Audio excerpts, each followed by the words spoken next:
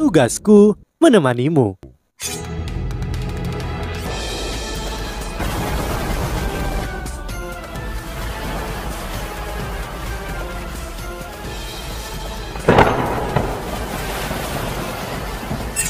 Hai sahabat Pasuk, kembali lagi bersama alur cerita versi novel Solen 2 Sekte Tang yang tak tertandingi. Jangan lupa like, subscribe, dan nyalakan tanda lonceng. Mari kita lanjutkan. Ya, Tang utama menghela nafas dengan lembut. Faktanya saat ini, aku hanya berharap kita bisa sejauh mungkin dari konflik itu. Kita telah melewati banyak hal selama beberapa tahun terakhir. Aku lelah. Setelah kita mengakhiri janji 10 tahun kita dengan Jusi, kita akan melanjutkan dengan kultivasi tertutup kita. Kita tidak akan peduli tentang apapun dan menjadi limit dulu pertama. Setelah 10 tahun berlalu, kita akan melakukan yang terbaik. Guo Yuhao tersenyum dan memeluk pinggangnya yang kurus. Dia datang ke pelukannya. Beberapa hal tidak dapat dilawan, seperti kebutuhan untuk menyesuaikan diri dengan zaman. Siapa yang bisa mengatakan seperti apa benua ini di masa depan? 10.000 tahun yang lalu, siapa yang mengira bahwa para Mas Roh akan digantikan secara perlahan oleh para Estro Jiwa? Jika dulu kala Balai Roh Pelindung menguasai benua, apakah jiwa akan tetap membuat Mas Roh tidak berguna? Legiun Mas Roh sebenarnya tidak berdaya melawan Legiun Estro Jiwa. Ini sesuatu yang di luar perkiraan semua orang.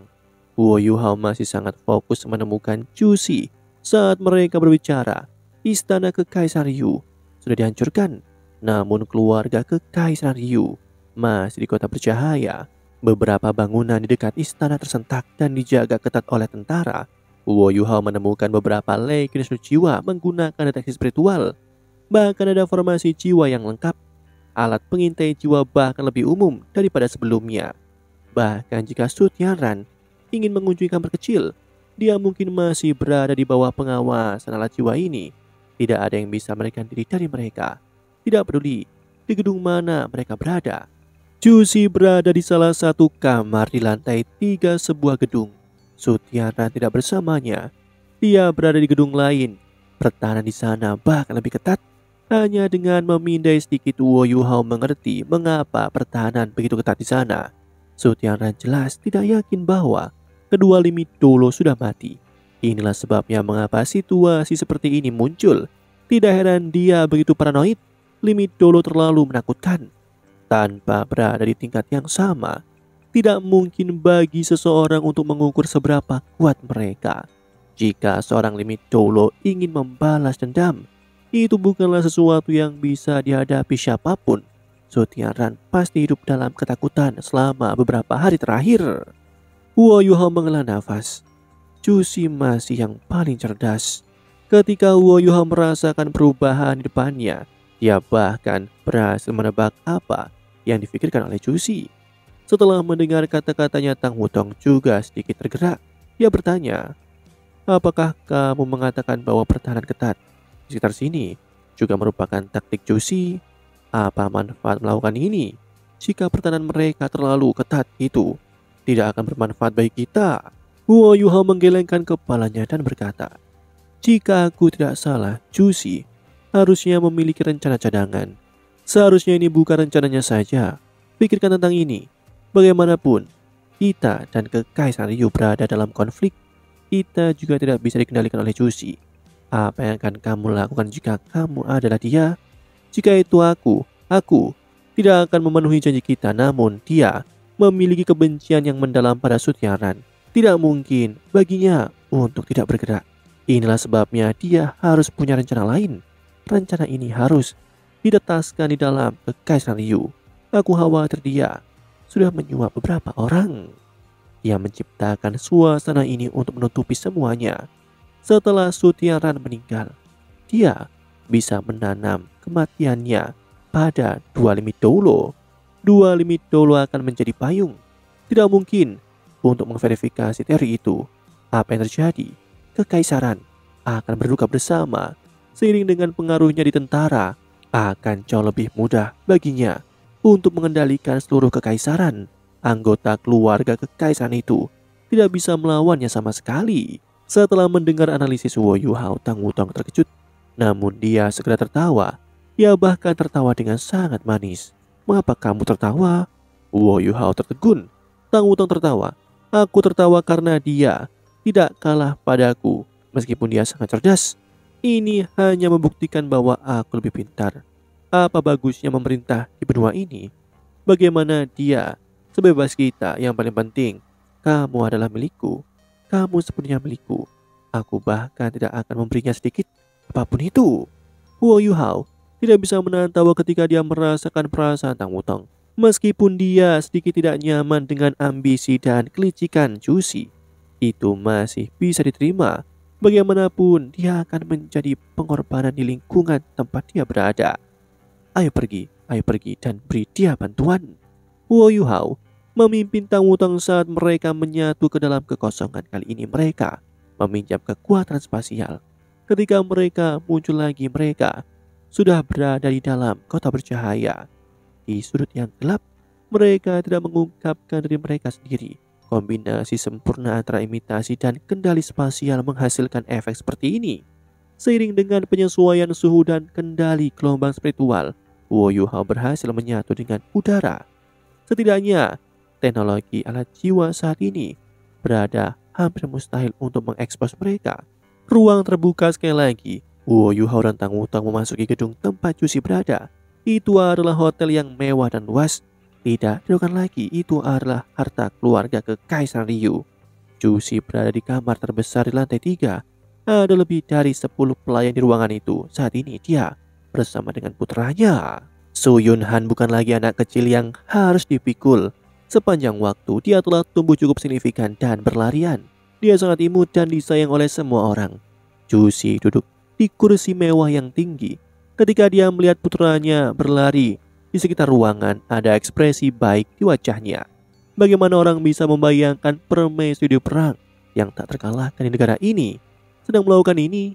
"Yunhan, lari lebih lambat. Kamu sudah berkeringat. Minumlah air." Jusi melambai pada putranya.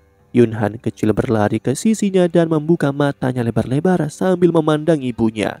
Ada senyum di wajahnya. "Bu, aku ingin susu." Jusi memutar bibirnya. "Hei, kau sudah dewasa. Aku kehabisan susu." Yunhan kecil seperti anak kecil lainnya. Dia sangat dekat dengan ibunya yang telah menyusui dia sejak dia masih muda. Dia naik ke Jusi dan tersenyum sambil dia mengusap dada ibunya. Jusi memeluk Yunhan kecil dengan erat. Pada saat ini dia adalah segalanya di hatinya. Dia hanya merasa puas ketika dia memeluknya. Dia tidak memikirkan hal lain saat ini.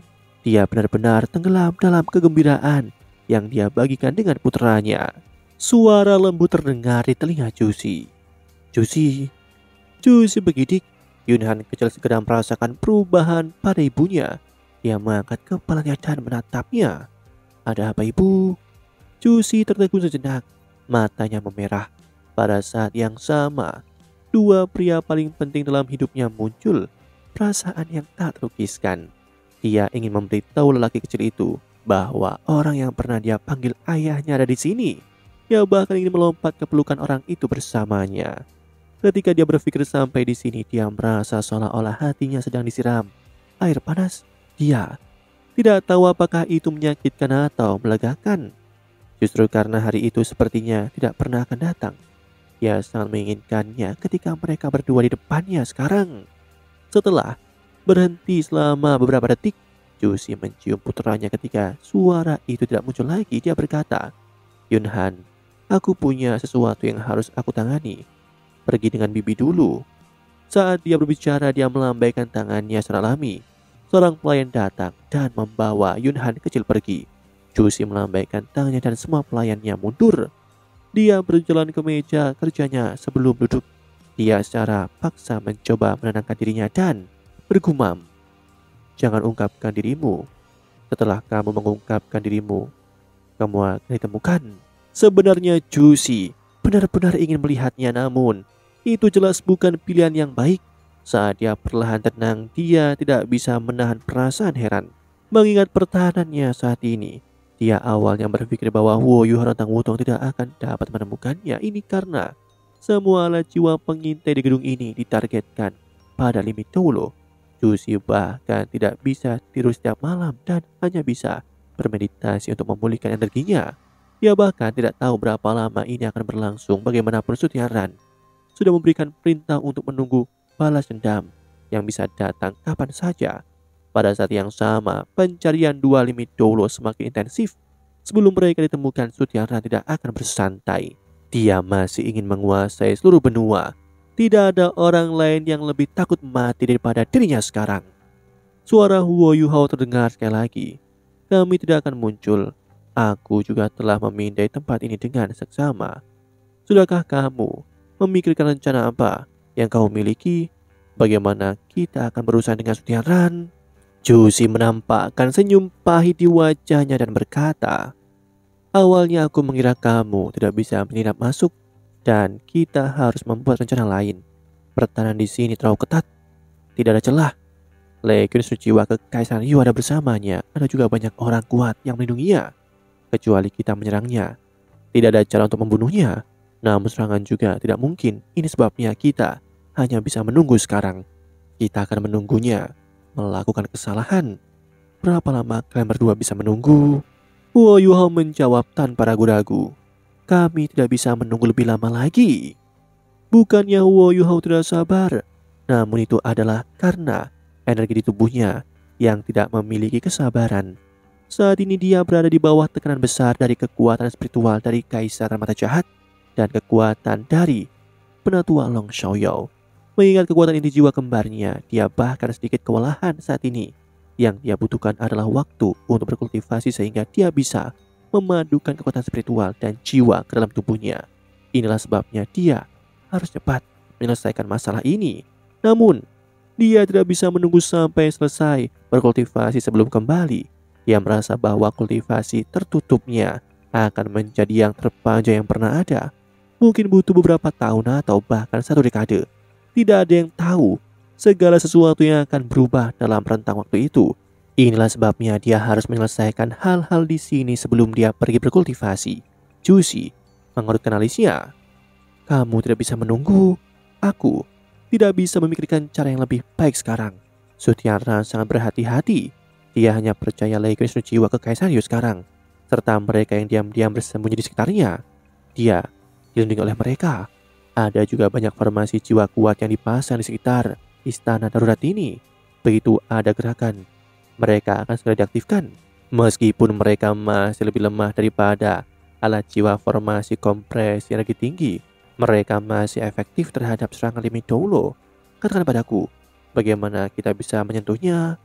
Ketika dia melihat kekhawatiran di wajah Juicy, Huo Yuhao berkata, Juicy, mari kita jujur.